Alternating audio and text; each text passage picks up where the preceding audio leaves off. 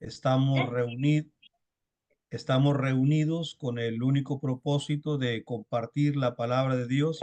Para quienes no han estado anteriormente, solamente pasaré las dos otras lecciones que hemos hablado sobre la autoridad. Eh, Prácticamente la Biblia nos habla de cuatro clases de autoridad: la de la familia, que son los padres, como lo vamos a ver ahorita; el gobierno, la iglesia y el trabajo. Tal vez el trabajo no sea tan importante, pero obedecer a Dios, amados hermanos, y someterse a su autoridad, nos corresponde a todos nosotros como cristianos, como hijos de Dios. Y esto es algo que aprendemos de la palabra del Señor. La Biblia nos capacita a todos y cada uno de nosotros para entender esto, ¿verdad? Y hablamos de una autoridad delegada y preguntaba yo qué es una autoridad delegada. Bueno, es cuando una persona recibe y representa la autoridad de alguien, en este caso de Dios, como los apóstoles fueron delegados de Dios. De hecho, ellos se consideraban embajadores. Toda la autoridad le pertenecía a Dios, pero Dios tenía dos maneras de eh, ejercer su autoridad. La primera de ellas fue de una manera directa, cuando lo hace a través de su palabra, y la otra es de una manera también, hermanos, donde delegó su autoridad a algunas personas, como en este caso a los apóstoles. Después de haber visto eso, hablamos de la autoridad. Bueno, están los cuatro recuadros, ¿verdad?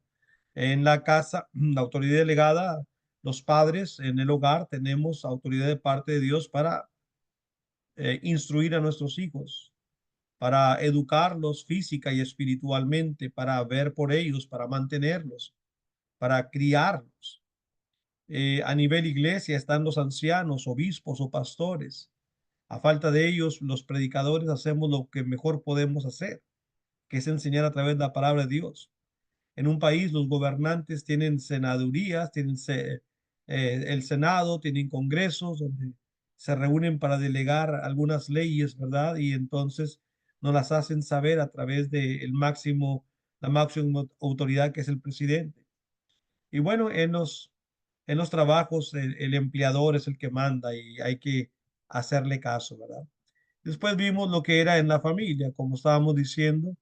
La responsabilidad completa recae sobre los padres. Y no voy a tardar mucho tiempo en esto porque se me iría el tiempo completo, pero los padres representan la autoridad en el hogar, y el hogar es, por de parte de los hijos, es correcto escuchar y obedecer a sus padres, como dice Efesios 6:1. A veces los jóvenes, cuando llegan a una edad adolescente, joven, quieren cambiar la palabra de Dios para su conveniencia, y poníamos varios ejemplos, ¿verdad?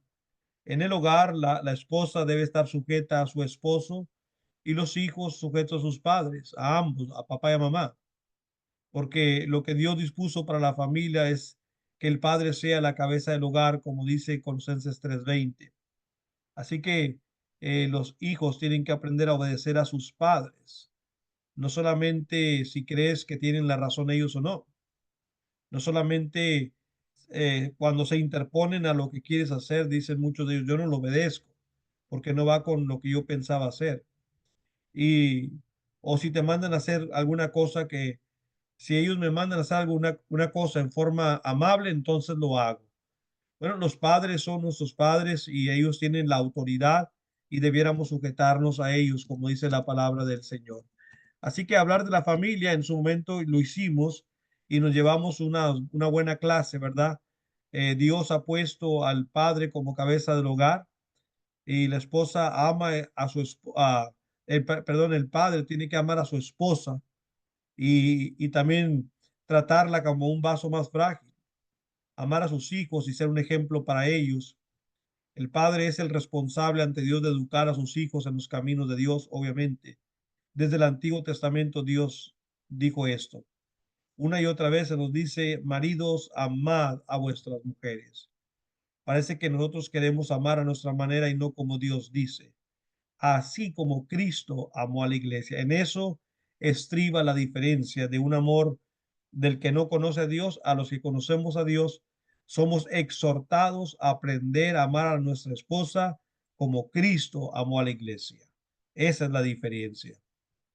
Y se nos recuerda que al criar a nuestros hijos, no por tener la autoridad, no provoquemos a ir a vuestros hijos. Más bien quiere Dios que los criemos en disciplina y en amonestación del Señor. Ese fue lo que en cuanto a la familia. Después vimos la autoridad del gobierno. Y bueno, leímos extensos versículos que aparecen en pantalla.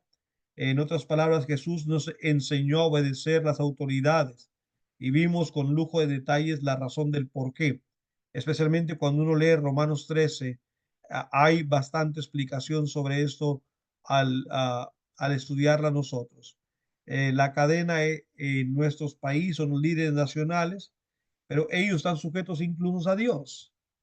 Los líderes nacionales envían sus líderes locales y estos nos hacen partícipes a los ciudadanos en cada país, dependiendo, hermanos, de las leyes que ellos hayan pasado. Así que nosotros vemos, hermanos, que debido a la naturaleza pecaminosa y rebelde que el ser humano adoptó después de rebelarse a las leyes de Dios, pues Dios estableció las leyes y el gobierno humano para que pudieran gobernarnos, porque el hombre pareciéramos nosotros como en ocasiones actuamos como un animal irracional. Entonces tiene que haber leyes, ¿verdad? Que nos hacen a nosotros pensar que tenemos que someternos. Todos estamos sometidos a alguien y el mundo entero se debe someter a Dios. Entonces, Dios dio al hombre la autoridad para hacer cumplir las autoridades y en Romanos 13 se explica eso. Así que ellas, las autoridades civiles, vienen a ser como una provisión de Dios para que nosotros no penetre en nosotros todo el mal. En las escuelas, pues están los profesores, en las ciudades, los policías, los jueces, los funcionarios locales.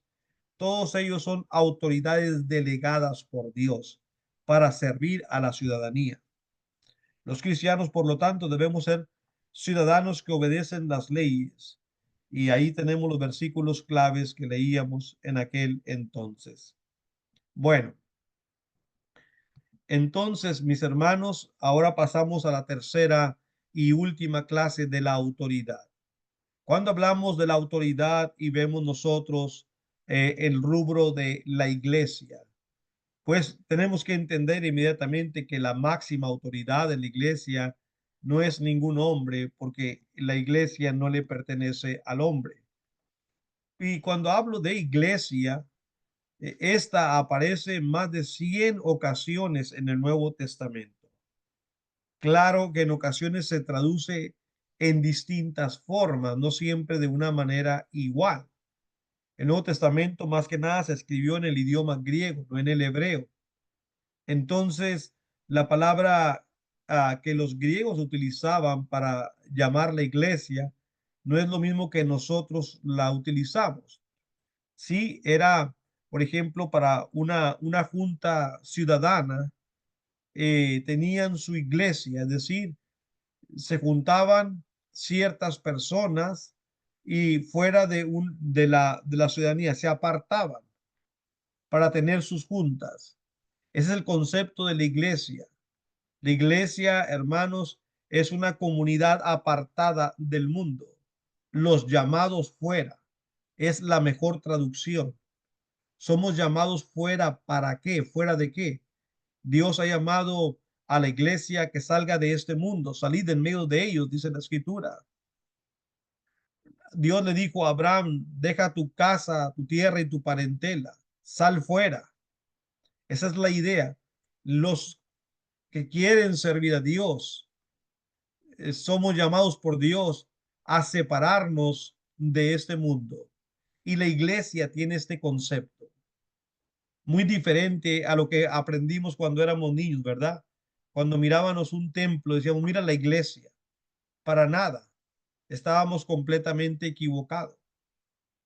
Entonces, obviamente es una palabra muy importante y lo que significa le da la importancia. ¿Es solo un lugar para adorar? ¿Es la suma de todas las denominaciones? ¿O es algo más personal y espiritual? ¿Cuán importante es la iglesia? ¿Tiene Jesús una iglesia o varias? Y si tiene varias, ¿a cuál debemos de pertenecer? Bueno, la iglesia tiene un significado importante y también parámetros que la definen y la definen muy bien. Por lo tanto, cuando hablamos de iglesia, estas preguntas que aparecen a su pantalla derecha, a su mano derecha, pues son preguntas que son fácil de contestarse con la Biblia. Así que ahorita las veremos. La primera vez que se utilizó la palabra iglesia aparece aquí, hermanos y hermanas, en Mateo capítulo 16 y versículo 18, en la conversación que el maestro tiene con sus apóstoles, pero específicamente con el apóstol Pedro. Y hablando con Pedro, Jesucristo le advierte o le anuncia, no advierte, perdón, le anuncia acerca del establecimiento de su iglesia y le dice en capítulo 16 y el versículo 18, y yo también te digo que tú eres Pedro, porque con él estaba hablando y Pedro había confirmado y había hablado dignamente de que Jesús era el Cristo, el Hijo del Dios viviente. Y el Señor le dice, yo también te digo que tú eres Pedro. Ese yo también te digo, viene traducido de una expresión griega que significa, es tan cierto lo que dijiste como tan cierto es que tú eres Pedro. Es decir, la confesión que tú hiciste cuando él preguntó, ¿quién decís que soy yo? Pedro entonces le dijo, tú eres el Cristo, el Hijo del Dios viviente, según dice el versículo 16. Bueno, tan cierto es lo que dijiste como lo es que tú te llamas Pedro. Y sobre esta roca, esa verdad que acabas de pronunciar, que no te la reveló ni carne ni sangre, sino mi Padre que está en los cielos, sobre esa verdad, esa roca inamovible, edificaré mi iglesia y las puertas del Hades no prevalecerán contra ella. Llámese Hades en este momento, en este lugar, las fuerzas del mal, lo que representa la parte final de algo. El Hades era creído como que era el fin de toda persona. Bueno, sobre ese punto, Cristo utiliza la palabra Hades para decirse, no importa que Satanás nos eche toda la batería que tenga, con toda su fuerza, con toda su ferocidad y malicia, ni aun con eso podrán destruir la iglesia que yo voy a edificar. Eso es lo que dice el Señor Jesucristo. Por lo tanto, hermanos y hermanas, al estudiar el significado de la palabra iglesia, debemos de tener en cuenta tres cosas. Primeramente, hermanos, lo que tenemos que tener en cuenta cuando estudiamos la palabra iglesia es que Cristo tendría una sola iglesia. Edificaré mi, un pronombre posesivo, mi iglesia, mi casa, mi hijo, mi carro. Si digo mi carro, estoy hablando de un solo carro. Si digo mis carros, es plural. Edificaré mi iglesia, dijo el Señor Jesucristo. Es una cosa que tenemos que entender. La segunda cosa es que Jesús sería el constructor. Edificaré. No voy a mandar a edificarla. No le diré a un ángel que venga. No le diré a los apóstoles. No, yo edificaré mi iglesia. Y la tercera cosa, así que Cristo es el constructor, Pedro y los apóstoles recibirían cierta autoridad, las llaves. Dice, regresando otra vez, hermanos, al Mateo capítulo 16, verso 19, y a ti, como estaba hablando con Pedro, te daré las llaves del reino de los cielos. Y todo lo que atares en la tierra será atado en los cielos y todo lo que desatares en la tierra será desatado en los cielos. La analogía o la comparación que hace Jesucristo con las llaves en sentido físico en sentido simbólico, perdón, nos hace ver lo que la llave hace en sentido literal. Una llave en sentido literal sirve para abrir alguna cerradura, alguna puerta, algo que estaba atrancado y la llave puede abrir. A Pedro y a los apóstoles se les da la oportunidad de abrir las puertas del reino. Cuando en Hechos 2 leemos nosotros y me acompaña y los apóstoles reciben el Espíritu Santo, la gente les escucha hablar en diferentes lenguas. Algunos se maravillaban y quedaban perplejos, según Hechos 2:12, pero otros decían, ¿qué quiere decir esto? Mas otros burlándose decían, están borrachos. Cuando Pedro escuchó eso, dice el verso 14, entonces Pedro, poniéndose en pie con los 11, alzó la voz y les habló diciendo, varones judíos y todos los que habitan en Jerusalén, esto sea notorio, oíd mis palabras. Un borracho no puede hablar así con esa puntería, porque estos no están ebrios, como vosotros suponéis, puesto que es la hora tercera del día, 9 de la mañana, sino que eso no fue lo que dijo el profeta Joel. Y comienza Pedro a predicar. Con certeza divina le dice, Joel dijo que en los postreros de los tiempos y de memoria habla lo que Joel dijo, con palabras exactas. Por lo tanto, eso evidenciaba su estar lleno de un espíritu que lo poseía en ese momento y que le hacía hablar cosas que él había escuchado tal vez de Jesucristo y que ahora, por medio de la ayuda que Cristo les prometió, el Espíritu Santo, recordaba con facilidad. Y Pedro en ese tiempo y los apóstoles predican el Evangelio y el verso 36 les dice, sepa pues ciertísimamente toda la casa de Israel que a este Jesús, a quien vosotros crucificasteis, Dios le ha hecho Señor y Cristo. Cuando oyeron esto, las personas que estaban ahí se compungieron, sintieron un dolor muy fuerte en su corazón, porque la palabra es una espada de dos filos que penetra hasta el alma. Y les dolió porque era una gran verdad lo que Pedro y los apóstoles estaban predicando.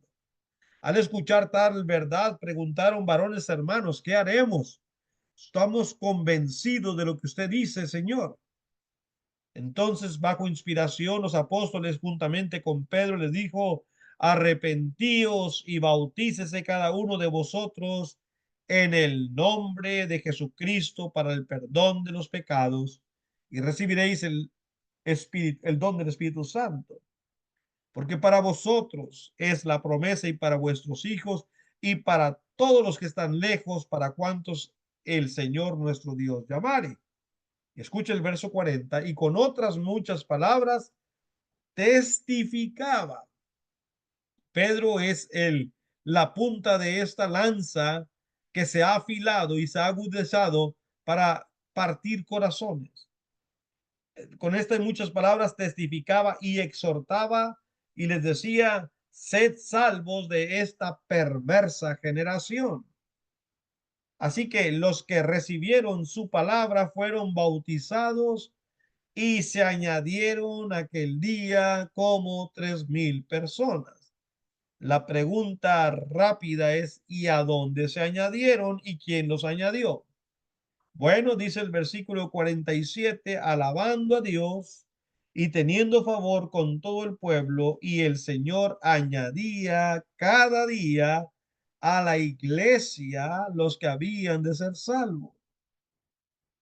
El apóstol Pedro y los demás apóstoles utilizaron la llave otorgada por Dios, una autoridad delegada, para predicar el evangelio.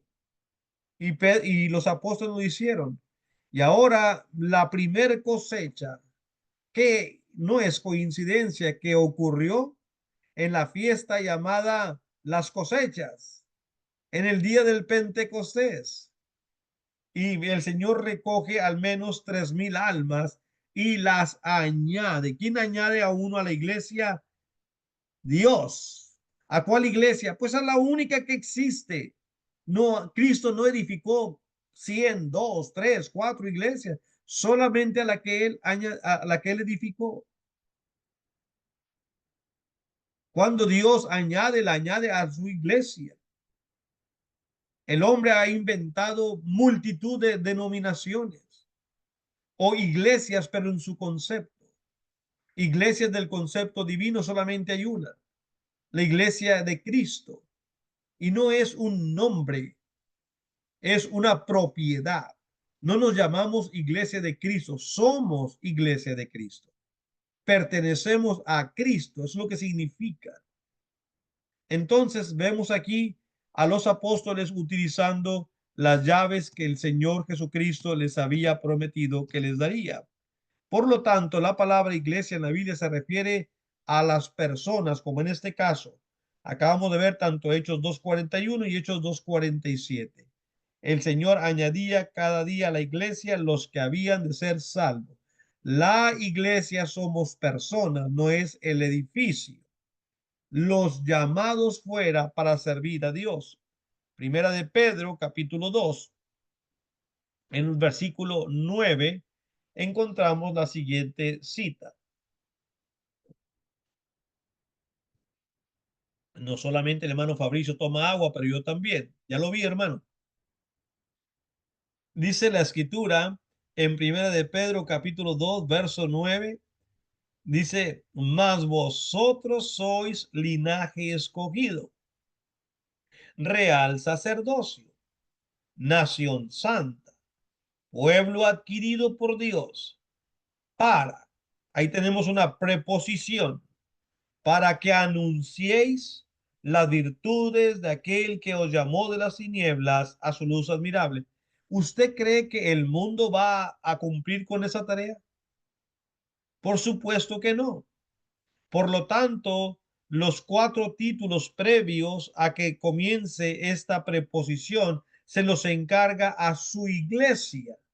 La iglesia tenemos como responsabilidad anunciar las virtudes de aquel que nos llamó de las tinieblas a su luz admirable. Los llamados fuera para servir a Dios, somos llamados un real sacerdocio, un linaje escogido, una nación santa y un pueblo adquirido. Sí, eso somos. Fuimos adquiridos por la sangre de Cristo. Él compró la iglesia con su preciosa sangre, dice Hechos 20:28.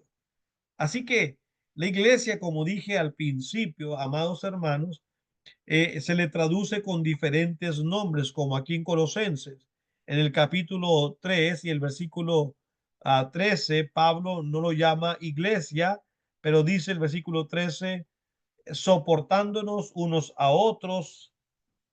Dije capítulo 3, pero es capítulo 1, perdón. Colosenses 1:13 dice la escritura, el cual nos ha librado de la potestad de las tinieblas y trasladado al reino de su amado Hijo. Aquí es llamado el reino. Mire lo que pasó. El Señor Jesucristo, por su amor y su gracia, nos trasladó. La misma idea que leímos en Hechos 2:47. El Señor añadía.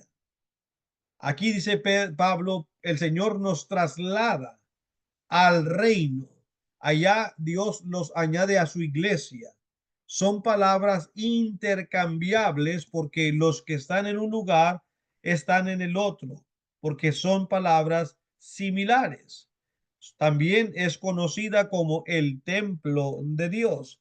En primera carta de Pablo a los Corintios, el capítulo 3, hermanos, y el versículo 16 dice, ¿no sabéis que sois templo de Dios y que el Espíritu de Dios mora en vosotros? ¿Sí? Esto es lo que dice la palabra del Señor en cuanto a que nosotros somos templo del Espíritu Santo. Entonces, debemos nosotros de estar muy de acuerdo con la palabra de nuestro Dios para no alterar lo que nuestro Dios nos ha revelado. Bueno, yo espero que entonces estemos entendiendo, hermanos, lo que la palabra de Dios nos dice a cada uno de nosotros. No solamente se traduce como reino, templo, también es llamado, hermanos, pues la familia de Dios.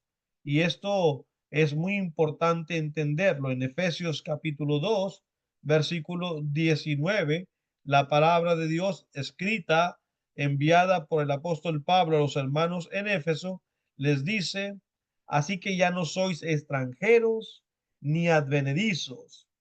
Los efesios era una iglesia compuesta mayormente por quienes, por personas gentiles. Le dice, y ustedes ya no son ni extranjeros ni aun advenedizos, sino conciudadanos de los santos y miembros de la familia de Dios. ¿Se había preguntado usted, hermano, por qué nos llamamos hermanos? No es porque queramos solamente llamarnos hermanos, es que somos una familia. Cristo es nuestro hermano mayor, por decirlo de alguna manera, que en la iglesia también en cuestión de autoridad representa la cabeza. Por lo tanto, vemos nosotros aquí la familiaridad, no solamente a la familia, hermanos, pero en varias ocasiones también, hermanos, se le dice a la iglesia el cuerpo de Cristo. Varias ocasiones leemos en en Colosenses 1:24, Colosenses capítulo 1 y el versículo 24 nos dice la palabra, ahora me gozo en lo que padezco por vosotros y cumplo en mi carne lo que falta de las aflicciones de Cristo por su cuerpo, que es la iglesia. Este versículo, hermanos, y lo que Pablo también le escribe a los Efesios, o como el que vamos a leer a continuación en primera los Corintios, en el capítulo 12 y el versículo 27, son muy claros, porque no solamente aparece la palabra iglesia, pero enseguida dice que el cuerpo, que es su iglesia. En este caso, vemos aquí el versículo 27 de primera de Corintios 12, vosotros pues sois el cuerpo de Cristo y miembros cada uno en particular. A ver, vamos a entender este concepto. En manera general, la iglesia somos un cuerpo, que es lo que dice Pablo, el verso 27. Vosotros pues sois el cuerpo de Cristo. Pero de una manera particular, en lo individual, cada uno de nosotros representamos un miembro. La figura retórica que está usando Pablo es el cuerpo físico. Y nuestro cuerpo, hermanos, tiene un montón, para decirlo de manera más simple, de miembros. Algunos los conocemos, muchos ni siquiera sabemos que existen. Yo fui a hacerme un estudio y a tomar los resultados de una colonoscopía que me hicieron. Y mientras esperaba a la doctora, vi ahí tiene varios diagramas colgados en la pared del sistema digestivo y decía enfermedades comunes del sistema digestivo. Y vi un montón de cosas que tenemos en nuestra panza, como vulgarmente decimos, ¿no? El colon y el intestino delgado y que esto y que el páncreas, que el hígado y que la vejiga. Y bueno, yo decía, ¿cómo sabe esta gente tanta cosa, ¿no? Y luego se meten por dentro de las tripas, vamos a decir, de los intestinos, podemos decir, y hay tantos miembros en un cuerpo que uno ni siquiera sabía que existían. Así que en la iglesia del Señor, a manera individual, todos nosotros somos un miembro. Y en este particular, si tuviéramos tiempo, Pablo explica que cada miembro tiene una función. ¿Verdad? Y una función muy importante también. Por lo tanto, no olvidemos que siendo parte del cuerpo, tenemos una función. Y en la iglesia, todos somos necesarios. Como en un cuerpo, cada miembro es necesario. No se nos olvide eso, ¿sí? Por lo tanto, hermanos, la iglesia es obvio que no es el edificio, sino un grupo de personas que han sido salvas y que ahora le pertenecen completamente a nuestro Dios. Cuando Pablo le escribió a Timoteo en la primera carta, en el capítulo 3, en los versículos 14 y 15, le dice: esto te escribo, aunque tengo la esperanza de ir pronto a verte. Ahora escuche, para que si tardo, sepas cómo debes conducirte en la casa de Dios, que es la iglesia del Dios viviente, columna y baluarte de la verdad. Si la iglesia fuera un templo y a eso se refiriera, tendríamos que buscar a qué templo Pablo se refiere. Pero es obvio que Pablo habla con el conocimiento que Dios nos da y hace referencia a la palabra iglesia del Dios viviente como un grupo de personas que sostenemos la columna de la verdad y sostenemos el estandarte, el baluarte de la verdad. Eso lo hace un grupo de personas llamados la iglesia de Cristo. Y nosotros, por gracia, hemos conocido esa doctrina que nos añadió a la iglesia verdadera, a la iglesia que Cristo edificó. Pero como estoy hablando de autoridad, hermanos, voy a pasar ahí antes de que el tiempo se me vaya. La iglesia, la casa de Dios, fue edificada sobre la roca sólida de la divinidad de Cristo. Sobre esta roca edificaré mi iglesia. Si una persona no cree que Cristo es el Hijo de Dios, nunca podrá ser salvo, nunca podrá pertenecer a la iglesia y por lo tanto nunca podrá ser salvo. Porque recuerde que a quien Dios añade a su iglesia, ahí estarán los salvos. Solamente en su iglesia, no en ninguna otra parte más. Por lo tanto, en la iglesia, como en los otros lugares, en la familia, en el gobierno, Dios es la máxima autoridad, como aparece en la figurita del lado izquierdo. Podemos llamar líderes entendiendo la palabra, no líderes comunales, líderes civiles, pero personas a quien Dios elige con un puesto de mayor responsabilidad, como son los ancianos. Después de Cristo están los ancianos, que son llamados ancianos, obispos o pastores.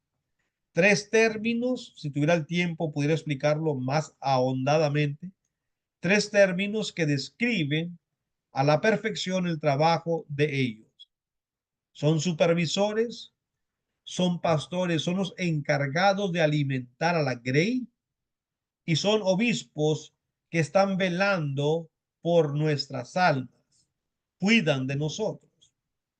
Después están los maestros, el evangelista, están los diáconos y los miembros de la iglesia. Dentro del plan de Dios es que Cristo sea la cabeza de su iglesia. Así lo manifiesta la palabra de nuestro Dios una y otra vez. Dice Colosenses, capítulo 1 y el versículo 18, por favor. Dice la escritura en Colosenses, capítulo 1, verso 18. Hermanos, este tema a mí me gusta mucho hablarlo. Yo lo aprendí, pero muy pronto en mi adolescencia. Ni siquiera era joven yo todavía. Y yo sabía que lo que estaban hablando cuando hablaban de esto me iba a servir para el futuro. Y cómo le doy gracias a Dios que pude entender esto. En Colosenses 1:18 dice la palabra, y Él es la cabeza del cuerpo que es la iglesia. Él que es el principio, el primogénito de entre los muertos, para que en todo tenga la preeminencia. Cristo funge como cabeza del cuerpo que es la iglesia. Tratemos de entender el concepto que Pablo utiliza. Un cuerpo tiene una cabeza y mi cabeza, es decir, mi cerebro, lo que está dentro de este coco, es el que da las órdenes. Si mi cerebro me dice, Basilio, levanta la mano derecha, mire, porque mi cerebro me lo ordenó. Basilio, ríete. Todo lo que mi cerebro le manda a mi cuerpo. Yo si le digo a Fabricio algo y Fabricio no lo quiere hacer, no tiene por qué hacerlo porque no soy su cerebro. Pero si el cerebro de Fabricio le dice algo, Fabricio lo va a hacer porque la cabeza está en su cuerpo. Entonces, en la iglesia no debiéramos de hacer nada, absolutamente nada, que Cristo no ordene. Absolutamente nada. Y por otra parte, debemos de hacer todo lo que Cristo ordene. Por eso, fíjese lo que dice este versículo tan chiquito, pero tan hermoso. En Lucas 6:46, Cristo le dijo a su propio pueblo lo siguiente: ¿por qué me llamáis Señor, Señor, y no hacéis lo que yo digo? Dejen de llamarme Señor. Si tú entiendes lo que la palabra Señor significa, que yo soy el Señor, por lo tanto usted es un siervo, ¿para qué me llamas así si ni siquiera me vas a hacer caso? En la iglesia nos debería dar vergüenza cuando nosotros no obedecemos a lo que Dios dice. Hay muchos hermanos y hermanas que necesitan entender este concepto, porque cuando uno va a amonestar, creen, el hermano es bien regañón. No soy yo, es lo que Cristo está ahí. Por ejemplo, faltan los hermanos y hablamos y vamos y hermano, ¿por qué estás faltando? Miren, este hermano no puede. No soy yo, es que Dios dice que no dejemos de reunirnos. Si Cristo no hablara de eso, pues yo tampoco le diría nada a usted. Pero como funcionamos con una autoridad delegada, tengo que decir lo que el Señor dice, porque si no, el Señor me va a condenar a mí y a usted también. En Efesios capítulo 4, versículo 11, el apóstol Pablo vuelve a hacer explicación de que la cabeza, que es Cristo, dice, y él mismo constituyó a unos apóstoles, a otros profetas, a otros evangelistas, a otros pastores y maestros. A ver, ¿quién constituyó a este tipo de personas en la iglesia? Cristo, el que es la cabeza. Por lo tanto, ¿quién le puede decir al Señor por qué hiciste esto? Si él quiso constituir a solamente 12 apóstoles en el principio, ¿quién era para decirle yo? ¿Por qué nomás 12? Agarre 50. Si a él le plació 12, 12 fueron los que escogió. Y luego puso en su iglesia a estos apóstoles por un tiempo. Incluso hubo profetas, existen evangelistas, pastores y maestros. Y este hasta el día de hoy, hermanos, sigue siendo el diseño autorizado por Dios. No hay por qué cambiarlo. Bajo la autoridad de Cristo están los líderes designados por Dios, tales como ancianos, evangelistas, diáconos y maestros. Y debemos someternos a las autoridades de la iglesia, autoridades delegadas, por cierto, por Dios. Hebreos, por ejemplo, un versículo clave, si usted tenía dudas de por qué tengo que someterme a las autoridades religiosas, bueno, dice Hebreos capítulo 13 y el versículo 17: obedeced a vuestros pastores. Esto se le llama en inglés un imperativo, es decir, un mandamiento, no es una opción.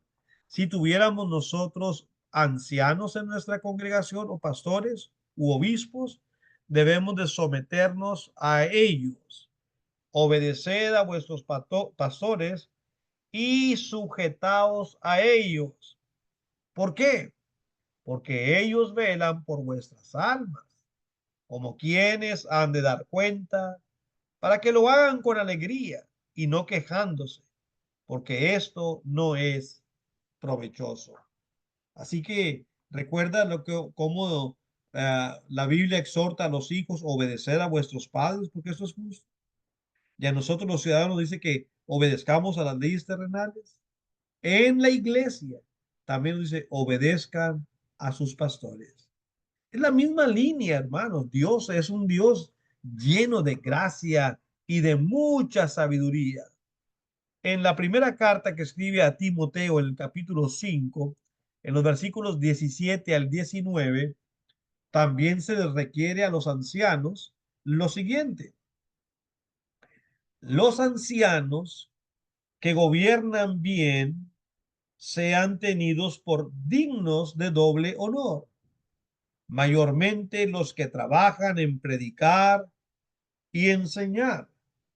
Ya de por sí la tarea es titánica para estar velando por las almas de la iglesia. Pero aparte hay hermanos que también tienen la habilidad para enseñar, siendo ancianos, enseñar y predicar. Dijo el apóstol Pablo, por favor, si tienen una calidad de hermanos así, ténganle, por favor, como dignos de doble honor. Es un orgullo que debemos de tener hermanos con esa calidad de fe y de observación y dedicación a Dios. Sean tenidos de doble, dice, honor. Pues la escritura dice, no pondrás bozar al buey que trilla, y digno es el obrero de su salario. Contra un anciano no admitas acusación, sino con dos o tres testigos. Primeramente, el verso 18, lo que Pablo acaba de decir en el 17, que le tengas como digno de doble honor, significa que si el hermano necesita apoyo económico para seguir haciendo su trabajo en la iglesia como pastor, dale su apoyo económico. No pondrás bozal al buey que trilla. Sabe que esta figura es grandísima. Si usted tiene un animal, un buey, que le ayuda a estar quebrando la tierra para prepararla para sembrar, y luego a la hora de comer que tiene hambre le pone un bozal, qué injusto sería usted.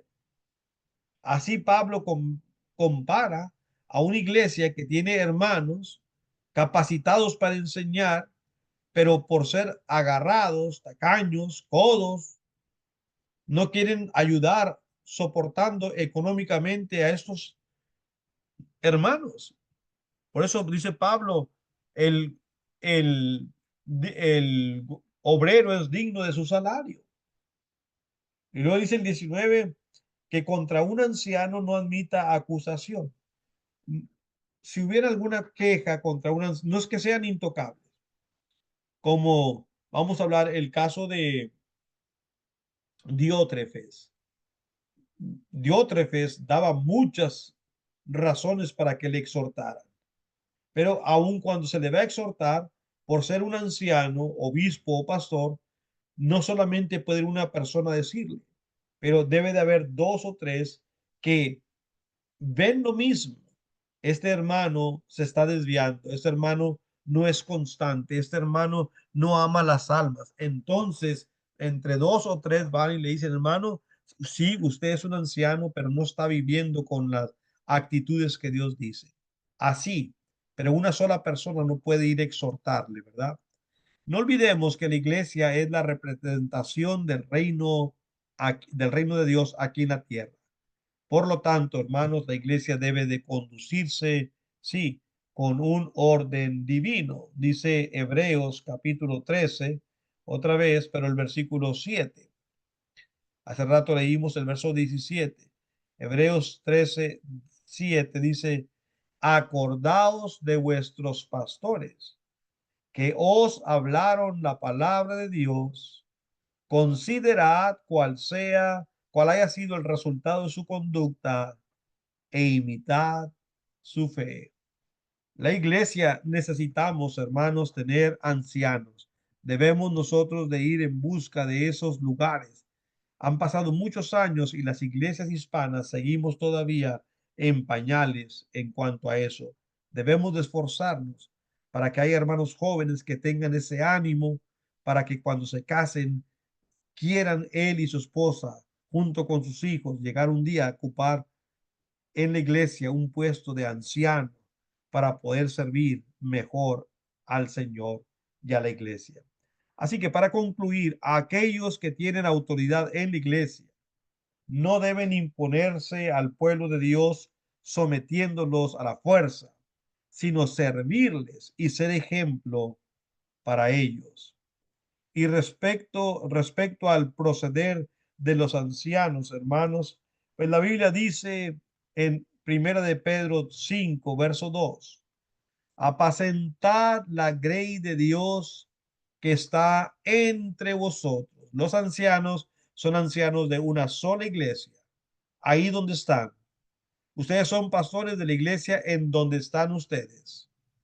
Dice, y apacentarla, dice de alguna manera, como dice el versículo 2, cuidando de ella no por fuerza, sino voluntariamente, no por ganancia deshonesta, sino con ánimo pronto, no como teniendo señorío sobre los que están a vuestro cuidado, sino siendo ejemplos de la grey.